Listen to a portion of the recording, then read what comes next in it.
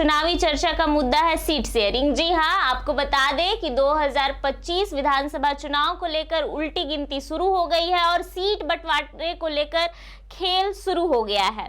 और ऐसे में इसी विषय पर चर्चा करने के लिए हमारे साथ खबर first editor in chief Ashutosh Pandey जुड़े हुए हैं और द अभिषेक तिवारी शो के editor in chief Abhishek sir जुड़े हुए हैं। बहुत बहुत स्वागत है सर आप दोनों का। नमस्कार सर, पहला सवाल अभिषेक सर से है कि इस बार बीजेपी क्या 122 सीटों पर चुनाव लड़ेगी या फिर कुछ अलग फॉर्मूला तय किया है बीजेपी वालों ने, क्योंकि बीजेपी में आपकी पकड़ ज्यादा है, इसीलिए मैंने पहला सवाल बीजेपी को लेकर स्टार्ट किया है। अब देखिए अभिलाषा जी, जो आपने प्रश्न पूछा वो एक्चुअली टेक्निकली तो गलत था बीजेपी को लेकर, क्योंकि ये पूरा प्रश्न एनडीए को लेकर के होना चाहिए और एनडीए में इस बार चेंजेस हैं। पिछली बार लोक जनशक्ति पार्टी रामविलास पासवान अलग पार्टी से निर्दलीय टाइप का ही चुनाव लड़ी थी या अलग समझ लीजिए लड़ी थी, और इस खेमे में हम के साथ वीआईपी थे। इस बार वीआईपी का खेमा महागठबंधन की तरफ शिफ्ट है। अब रही बात फॉर्मूले की, बीजेपी का लोकसभा में 240 सीट है, तो अगर नोएडा दफ्तर या जो बिना सोर्सेस के लोग जो बात करते हैं उनको हटा दें हम, तो उन्हें ये बात समझ में नहीं आ रहा है कि बीजेपी इस वक्त उस कंडीशन में नहीं है कि नीतीश कुमार के साथ कोई भी खेल खेल सके। बीजेपी चाहती है कि ये पूरा अलायंस जैसे चल रहा है, जैसे लोकसभा में बीजेपी के ऊपर जो भी हमले होते हैं, जैसे जदयू सामने से आके फेस करती है गठबंधन धर्म निभा रही है, तो आपको भी गठबंधन धर्म निभाना है और बीजेपी तैयार है इसके लिए। तो जो हमारे पास इंफॉर्मेशन है सीट शेयरिंग का फॉर्मूला, 100 बीजेपी है, 100 जेडीयू है और बचे हुए 43 में 30 सीटों पर चिराग पासवान को मनाने का प्रयास हो रहा है और 6 और 7 सीट क्रमशः जीतन राम मांझी और उपेंद्र कुशवाहा को। लेकिन इसमें एक लूप है, बीजेपी कह रही है चिराग पासवान को देयर इज नो प्रॉब्लम, आप 30 पे लड़ लीजिए, 5 आपके कैंडिडेट मेरे सिंबल पे लड़ लेंगे, कैंडिडेट आप दे देना, वो बीजेपी के सिंबल पर लड़ लेंगे, कोई फर्क नहीं पड़ेगा। तो टेक्निकली बीजेपी सेक्रीफाइस कर रही है 5 सीट और वो 95 तक जाने को तैयार है, क्योंकि गठबंधन बचाना है। और ये गठबंधन क्यों आवश्यक है? ये इसलिए आवश्यक है क्योंकि बीजेपी में आपको विरोध के स्वर या एनडीए में कम सुनाई पड़ रहे हैं, महागठबंधन में अभी भी सीटों की मारामारी जारी है। और इनफैक्ट राहुल गांधी ने आरजेडी के गढ़ में जाकर के रैली जो किया और जिस प्रकार के वीडियोज सामने आए हैं, उसके बाद तो ऑब्वियस रीजंस है कि महागठबंधन भी देख रही है, समझ रही है या समझने का प्रयास कर रही है कि भाई आखिर राहुल गांधी करना क्या चाहते हैं। जी, दूसरा प्रश्न सर आपसे है, क्या जैसे कि चिराग पासवान के सीट शेयरिंग को लेकर अभिषेक सर ने बताया कि 5 पे कंप्रोमाइज कर रही है बीजेपी, 5 चिराग को देना चाहती है, तो क्या नीतीश कुमार को खतरा है चिराग के बढ़ते कद से? देखिए, अभी सीट शेयरिंग का फॉर्मूला जो सामने आया, अभिषेक भैया ने बताया कि 5 कंप्रोमाइज कौन कर रहा है, 30 सीट तो लोजपा को मिल ही रहा है, 5 सीट लोजपा के कैंडिडेट बीजेपी के सिंबल पे लड़ेंगे, तो कंप्रोमाइज की बात नहीं। और बढ़ते कदम देखिए, अभी अगर मौजूदा अगर आप देखिएगा एनडीए का गठबंधन, तो एनडीए का गठबंधन में सब कुछ सही चल रहा है। तो अभी सिर्फ जितनी भी एनडीए की पार्टी है फोकस कर रही है विधानसभा चुनाव में, और आपका जो सवाल है ये रिजल्ट के बाद डिसाइड होगा। अगर बीजेपी, लोजपा, हम और आरएलएन मिलकर वो जो मैजिक फिगर है उसको टच करती हुई दिखेगी, तब जाकर ये सवाल पनपेगा कि क्या नीतीश कुमार सीएम रहेंगे या नहीं रहेंगे। लेकिन देखिए, एक बहुत बड़ी बात है इसके पीछे भी कि ये जो समीकरण अभी जो आपने सवाल पूछा वो बहुत बड़ा समीकरण के पीछे का सवाल है। ये समीकरण तभी संभव हो पाएगा जबकि महागठबंधन सही ढंग से उम्मीदवार नहीं दे पाएंगे, सीट बंटवारा सही तरीके से नहीं होगा, तभी ये संभव हो पाएगा। जैसे कि अभिषेक भैया ने बताया कि अभी जो कांग्रेस है वो कहाँ पे रैली कर रही है, राहुल गांधी कहाँ जा रहे हैं, गया में जो कैडर नहीं है कांग्रेस का, अगर गया में कांग्रेस चुनाव लड़ती है, जैसे टिकारी हो गया विधानसभा क्षेत्र हो गया, गया टाउन से लड़ ले, गया उसके बोध गया से लड़ ले, ये सारी सीटों पे क्या है, या फिर किसी भी सीट पे कैडर नहीं है, अगर गया से कांग्रेस चुनाव लड़ेगी तो वो 50-50 चांसेस होगा। यहां तक कि मैं बता दूं कि 2-3 विधानसभा तो मैं ऐसा जानता हूं जहां से अगर चुनाव कांग्रेस के उम्मीदवार लड़ेंगे तो निश्चित तौर पर एनडीए को फायदा होगा। तो डिपेंड करेगा कि कद बढ़ेगा कि नहीं बढ़ेगा, चिराग पासवान का या नीतीश कुमार का रिजल्ट के बाद कट डाउन होगा या वो सीएम रहेंगे या नहीं रहेंगे, वो होल एंड सोल डिपेंड करेगा कि तेजस्वी और राहुल गांधी के बीच स्थिति क्या है सीट बंटवारे को लेकर। इसमें एक एडिशन दे देता हूँ। हाँ, देखिए चिराग का इस वक्त आशुतोष भाई गोल क्या है ये समझा जाए। जो बेस्ट आउटकम अब तक रहा है लोक जनशक्ति पार्टी का, वो रामविलास जी के नेतृत्व में 25 सीट के जीत का है। नाउ चिराग इज थिंकिंग कि अगर 30-35 सीट पर भी लड़के, अगर हमारा बैलेंस अच्छा हो जाता है, और चिराग का क्या है ना, कंप्लीट आपने देखा, खुद लोकसभा आपने कवर किया था, हाजीपुर कवर किया था, वैशाली किया था, आप ग्राउंड पर थे, तो आपने एक चीज देखा कि उसका वोटर बिल्कुल ट्रांजेक्शनल है। चिराग जिधर चाहता है उधर मूव हो जाता है। तो चिराग का प्लान ये है कि ठीक है, पहले 28, 27, 29 जो भी नंबर है, एक बार उस हाइट पर हम विधायकों की संख्या पहुंचा ले जो स्वर्णिम काल था मेरा, जहां से हम नेगोशिएशन कर पाए। हाँ, जहां पे मैं उरूज पे पहुंचा। उनका ये नहीं है कि वो 2025 में सीएम बनना चाहते हैं, लेकिन महत्वाकांक्षा है कि 2030 में तो मैं एक फिगर हो जाऊं। और देखिए अब ये तय हो गया है ना आशुतोष भाई की आज नहीं तो कल नहीं तो परसों तेजस्वी वर्सेस चिराग 1-on-1 होता हुआ दिख रहा है हम लोग। एकदम दिखेगा। आने वाला भविष्य जो है वो सही, आपने बहुत सही बोला कि तेजस्वी वर्सेस चिराग ही देखने को मिलेगा। और इस चुनाव में भी अगर आप कहिएगा कि जैसे अभिषेक भैया, मैं फील्ड में जा रहा हूं और मुझे एक चीज देखने को मिल रहा है कि कहीं ना कहीं महागठबंधन के कैडर में भी बगावती सूर पनप रहे हैं। यादव कम्युनिटी में पनप रहे हैं, जहां पे आरजेडी और कांग्रेस के बीच समन्वय नहीं देखने को मिल रहा है ग्राउंड पे। आरजेडी के कार्यकर्ता कह रहे हैं कि ये मेरा सीट है, यहां से कांग्रेस को नहीं मिलना चाहिए। और आप खुद सोचिए कि वहां से अगर कांग्रेस चुनाव लड़ती है तो क्या 100% आउटकम्स आएंगे? तो मुझे तो नहीं लगता। आशुतोष भाई इसमें काउंटर क्वेश्चन है कि फिर कांग्रेस लड़े भी तो बेचारी कहां लड़े, उसका तो बिहार में ही पूरा स्ट्रगल है। आप ये देखो कि उसने अपना कैडर आरजेडी से चूंकि कॉम्प्रोमाइज करते करते करते वो इस डिक्लाइन पर पहुंची। अब आपने अपना अध्यक्ष भी बदल दिया, प्रदेश अध्यक्ष, लेकिन इस डिक्लाइन पर पहुंचे कि आपने आरजेडी को ही अपना कैडर बना दिया और आपका मूल कैडर कांग्रेस का। देखिए हम लोग जेन्युइन क्वेश्चंस अगर पूछे कांग्रेस से कि कांग्रेस के भले के लिए अगर मैं क्वेश्चन पूछूं, आज बिहार में कांग्रेस का सेवा दल कहां है? जैसे आरएसएस होता था, सही बात जैसे कभी कांग्रेस का सेवा दल भी तो होता था, तो आज कांग्रेस का सेवा दल नहीं है। तो जब कांग्रेस अपने अस्तित्व को ही नकार रही है तो फिर उसके पास कैडर बनेगा कैसे? कांग्रेस अपने पैर पे खुद कुल्हाड़ी मारी है। मैं जहां पे भी गया हूं, मतलब आप मानते हैं पप्पू यादव सही बोल रहे हैं? पप्पू यादव सही बोल रहे हैं। अगर सीमांचल पे में भी कुछ ऐसी सीटें हैं, अगर उसको हम छोड़ दें तो उसके बाद कांग्रेस का अस्तित्व नहीं दिखता है। कांग्रेस नहीं है कहीं पे भी, सीमांचल में भी। तो आप कह सकते हैं कि आरजेडी के बैसाखी पे कांग्रेस है बिहार में, ये सही है। तब आपको बर्दाश्त करना पड़ेगा, वो 25 सीट दे, 30 सीट दे, क्योंकि लेफ्ट ने अपना कैडर भी नहीं खोया और लेफ्ट ने रिजल्ट दिया है भाई। 2020 चुनाव में लेफ्ट ने 25 सीटों पे चुनाव लड़ा और 17 का रिजल्ट दिया। आप 70 पे लड़े।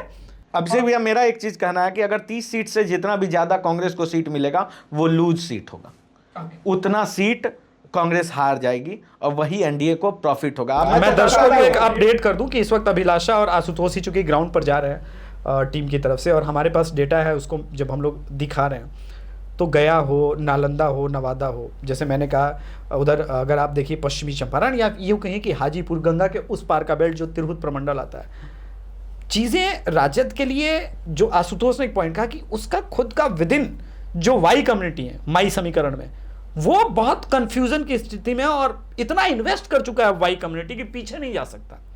अब वहां से अगले क्वेश्चन होंगे। एक सवाल है अभिषेक भैया मेरा आपसे कि जैसे कि एक सप्ताह के अंदर पशुपति पारस आरजेडी ज्वाइन करने वाले हैं। हाँ ठीक है, तो क्या इसका पासवान कम्युनिटी में कुछ प्रभाव पड़ेगा? नहीं, निर्विवाद रूप से मैं एक बात कह सकता हूं, चिराग पासवान को पासवानों ने अपना लीडर बना लिया है। लेकिन उससे बड़ी बात क्या है ना कि चिराग पासवान आज जब हम लोग ये रिकॉर्ड कर रहे हैं तो वो आप देखिए कि शाहाबाद आरा में रैली कर रहे हैं चिराग पासवान। ये छोटी बात नहीं है। पॉलिटिकल डायनेमिक्स जो बिहार के समझते हैं, नोएडा दफ्तर के पत्रकारों की मैं नहीं जानता हूं, जो ग्राउंड पर जानते हैं, भाई कोई है चिराग पासवान के पीछे जो शाहाबाद प्रमंडल में जाने बोल रहा है कि चिराग वैशाली और अपने इस रीजन से बाहर निकलो और बिहार का अगर तुमको बड़ा लीडर बनना है, और वो कोई संघ और बीजेपी का ही आदमी है जो पीछे से बैक कर रहा है कि अगर तुमको बिहार का बड़ा लीडर बनना है तो हम बैक तुमको कर रहे हैं, तुम शाहाबाद में भी अपना प्रेजेंस दिखाओ और पहुंचो। आप बताइए कि क्या पशुपति पारस के पास इस वक्त कैडर, पैसा और सबसे बड़ी बात सोशल मीडिया की थी, फेस वैल्यू, फेस वैल्यू, ये चार जो पॉइंट होते हैं आज के समय में इलेक्शन जीतने के लिए, वो है नहीं है? मुझे तो नहीं लगता, क्योंकि चिराग के सामने उनका कद बहुत बौना है। तो बस आपके प्रश्न का यही उत्तर है। तो ये बहुत बड़ा समस्या फिर से, मतलब जैसे ही पशुपति पारस इन करते हैं महागठबंधन में टिकट को लेकर, और बहुत बड़ा समस्या क्रिएट होगा। सर, जैसा कि आप लोगों ने अभी पशुपति पारस की बात की, तो मुझे तेज प्रताप की बातें याद आ गई। तेज प्रताप को अभी पार्टी से अलग कर दिया गया है, तो विधानसभा चुनाव 2025 में आरजेडी को तेज प्रताप यादव कितना इफेक्ट करेंगे? देखिए, पहला तो मैं एक बात क्लियर कर दूं, उनका पारिवारिक मामले में, उस मामले में नहीं जाऊंगा, जो भी है ठीक है, लेकिन ऑन रिकॉर्ड जो ऐश्वर्या राय के बयान है कोर्ट्स में, वो अब पारिवारिक नहीं है। तो उनका एलिगेशन तेज प्रताप पे नहीं है, मीसा भारती और राबड़ी देवी के ऊपर है। जो कोर्ट में उन्होंने अपने बयान दिया कि भाई मेरे साथ ये हुआ, मुझे बाल खींच के मारा वारा गया, जो भी है। अब देखो, ऐसा क्या है ना कि जब तक वो लड़की नहीं चुनाव लड़ रही है तभी तक आप उसको हल्के में ले रहे हैं। ये मत भूलिए कि ऐश्वर्या राय का बैकग्राउंड क्या है। लोग पॉलिटिकल बैकग्राउंड पे जाएंगे, मैं उसके एजुकेशनल बैकग्राउंड पे जाऊंगा। वो मिरिंडा हाउस से पढ़ी हुई लड़की है, मिरिंडा हाउस में एडमिशन यादव समाज से तो पैरवी नहीं होता, मैं पहले ही बता दूं। ओबीसी, ईबीसी, एससी, एसटी जो कट ऑफ है वो आपको जाना पड़ेगा। वहाँ मिरिंडा हाउस में पॉलिटिकल पैरवी नहीं काम करती। ये कोई रिम्स वगैरह नहीं है जहाँ पे आपने मेडिकल सीट दिला दी, वो सब कुछ नहीं होता। पैरवी काम नहीं करता वहाँ पे, पॉलिटिकल सीट्स भी नहीं होते वहाँ पर। आपको एक कट ऑफ, उतना इंटेलेक्ट होना पड़ेगा आपके अंदर। तो कपड़े अभी फटे नहीं हैं। आपने तेज प्रताप यादव को पार्टी से निकाल दिया, लेकिन जब वो चुनाव लड़ेगी और कहीं अगर छपरा वगैरह सारण से के आसपास के, जो कि दुर्गा प्रसाद राय जी का गढ़ है, तो मैं ये मानता हूँ फिर कपड़े फटेंगे, क्योंकि तब वो डायरेक्ट अटैक करेगी। जो कोर्ट में उसने बातें कही है, वो बातें मुझे लगता है कि वो फिर चुनाव में आएगा। और जब चुनाव में ये पूछा जाएगा कि सब कुछ जानते हुए आपने निकाल तो दिया। अब बड़ी बात यह है कि उन्होंने एक बात कही कि विभीषण वाली जो बात ट्विटर हैंडल पे कही। देखिए, अगर आप के अंदर विवेक है ना, तो आप रोहिणी यादव के ट्वीट को देखिएगा साइड में, और ठीक जो लालू प्रसाद यादव के ट्वीट को, तो ऐसा लगेगा दोनों का टेक्सचर जो है वो बहुत सिमिलर है। तो समझ में आता है कि लालू प्रसाद यादव जी इस अवस्था में नहीं है कि उस प्रकार का वो ट्वीट कर सके, तो किसी ने कराया है। तो फैमिली में कौन है जो नहीं चाहता कि तेज प्रताप यादव इस विधानसभा चुनाव में कम से कम साथ में रहें? अब देखिए, पावर बैलेंस का खेल होता है इसमें, वो सब कुछ पारिवारिक मामला है, लेकिन ये तो है कि 10, 15, 20 सीट तो उनके खाते में बनते थे, जो जिस पे तेज प्रताप यादव के अपने लोग टिकट लड़ते।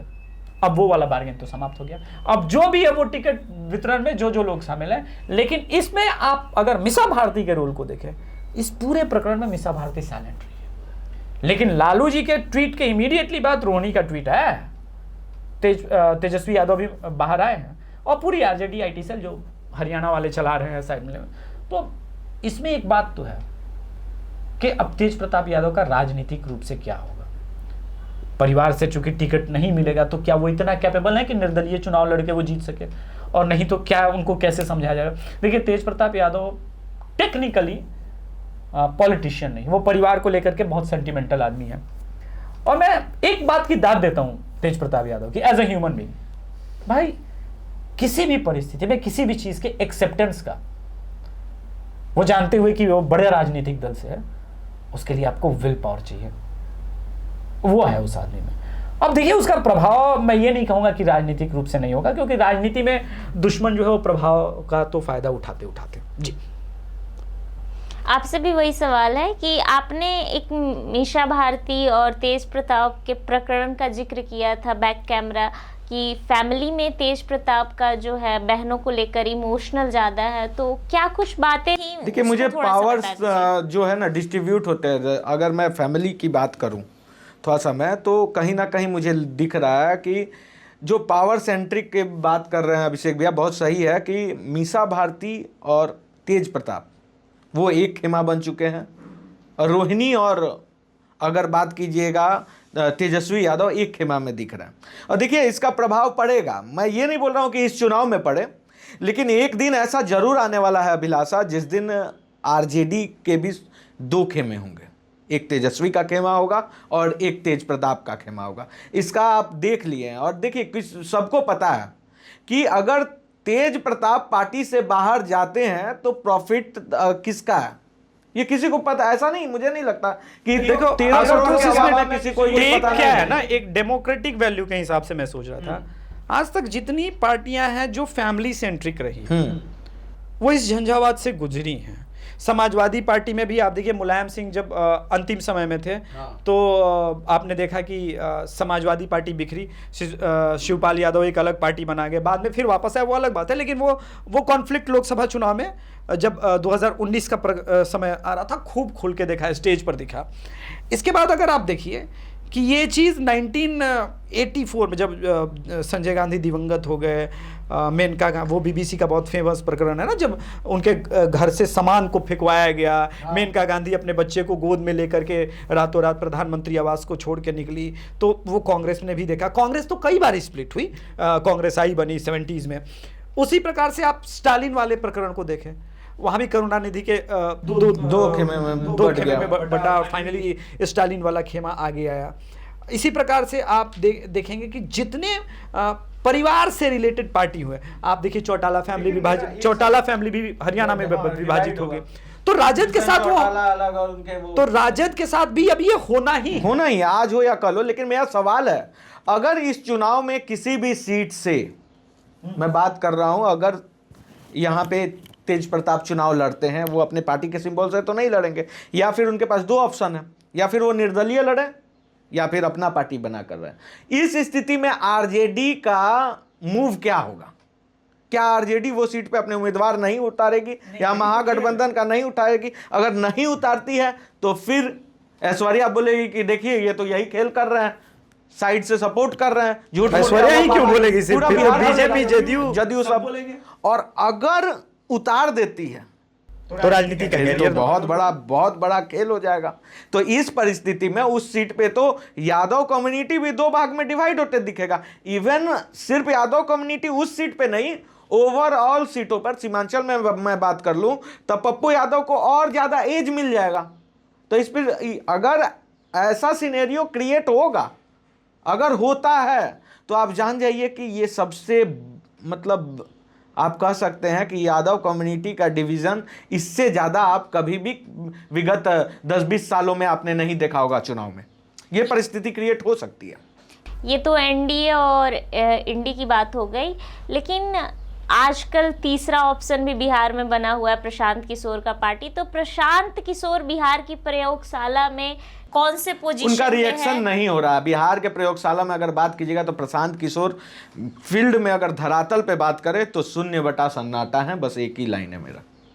आपकी क्या राय है? देखिए, मेहनत परिश्रम जिसको कहते हैं, परिश्रम बहुत किया, बहुत चले, लेकिन प्रशांत किशोर को ये लगता है ना कि अब मैं पहले सूट पैंट पहनता था, मैं कुर्ता और ये सब पहन के बिहारी को लुभा लूँगा, बिहारी भी एकदम बुच्च बिहारी की तरह दिखना, देसी भाषा में बात करना मुझे कनेक्ट कर देगा लोगों से। बिहार बहुत आगे निकल चुका है।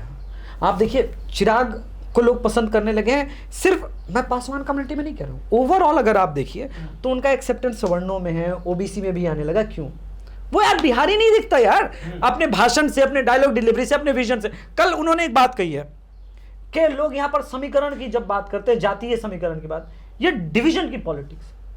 ये बिहार का इकलौता नेता है जो कह रहा है कि मैं जनरल सीट से चुनाव लड़के दिखाऊंगा। उस सेगमेंट में भाई ये हिम्मत, आप बताइए क्या गुदा है तेजस्वी यादव में कि वो राघोपुर जैसे जो सेफ जोन की इनकी सीटें हैं उसको छोड़ के कहीं और तेजस्वी यादव नहीं लड़ सकते, कभी नहीं।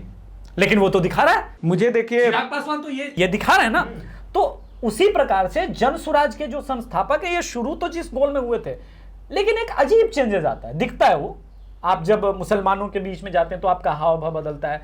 तो आप में जो होता है ना सेकुलरिज्म का एक और, कि चलो एक और बिहारी के नाम पर, राजनीति के नाम पर एक और सेकुलरिज्म के वोट का बंटवारा। तो सामने वाले भी डरे हुए हैं कि मेरा वोट ना बंट जाए।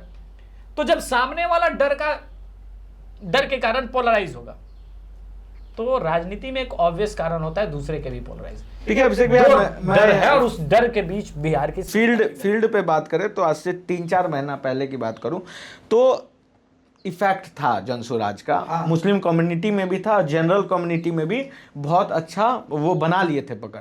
लेकिन जैसे ही वो मुस्लिम कम्युनिटी की ओर ज़्यादा मोल्ड हुए, उससे क्या हुआ ना कि एक बहुत बड़ा जो जनरल कम्युनिटी उनकी ओर शिफ्ट हो गया था, उसको डर लग गया। आपने सही पकड़ा कि भाई ये जो पार्टी है ये कहीं ना कहीं मुसलमानों की पार्टी बनती हुई दिख रही है, ये बहुत बड़ा इम्पैक्ट करेगा। और आपको भी पता है, अब जो भी पॉलिटिकल पंडित है उनको पता है कि इस बार बिहार में जनसुराज की तरफ 0.5% भी मुस्लिम वोट नहीं जाएगा। क्यों नहीं जाएगा? क्योंकि मुसलमान कम्युनिटी उसी को वोट करेगा जो बीजेपी को हराएगा। और ऐसा कोई सीट मुझे 243 में नहीं कोई बता सकता कि जहां से लीड करती हुई दिख रही हो जनसुराज। इवन प्रशांत किशोर अपने घर का जो उनका घर का जो पैतृक गांव का में जो विधानसभा पड़ता है ना, वो सीट भी वो नहीं लीड करते हुए दिख रहे हैं। उनको अपने गांव से वोट नहीं है। आशुतोष ने लिटरली ये भी बता दिया इसी कारण इशारे में कि क्यों आनंद मिश्रा दूर होते हुए नजर आ रहे हैं।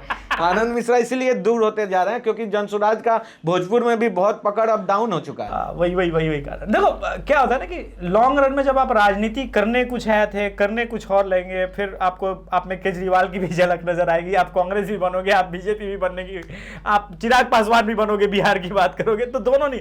चिराग पासवान जिस चीज को लेकर के शुरू हुए ना, उन्होंने छोड़ा नहीं भाई, ये आपको मानना पड़ेगा। मैं चिराग पासवान का कोई फैन आदमी नहीं हूं, लेकिन ये तो मानना पड़ेगा ग्राउंड पर जो सेंटीमेंट नजर आता है कि लोग कहते हैं कि एनडीए का सीएम बना दो चिराग पासवान को।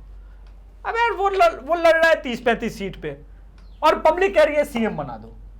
मतलब है ना सेंटीमेंट कहीं कि ठीक है यार वो ज्यादा अच्छा है इनसे, तो वो सेंटीमेंट तो जा ही दिख रहा है। अब मैं इस पे नहीं जाना चाहता अभिलाषा, तुम जो सोच रही हो कि भाई कहाँ है, लेकिन उस आदमी ने इम्पैक्ट क्रिएट किया, वो भी पिछले 5 साल में। वो बड़ी बात तब है ना जब उसके सर पे पिताजी का उसके हाथ नहीं है।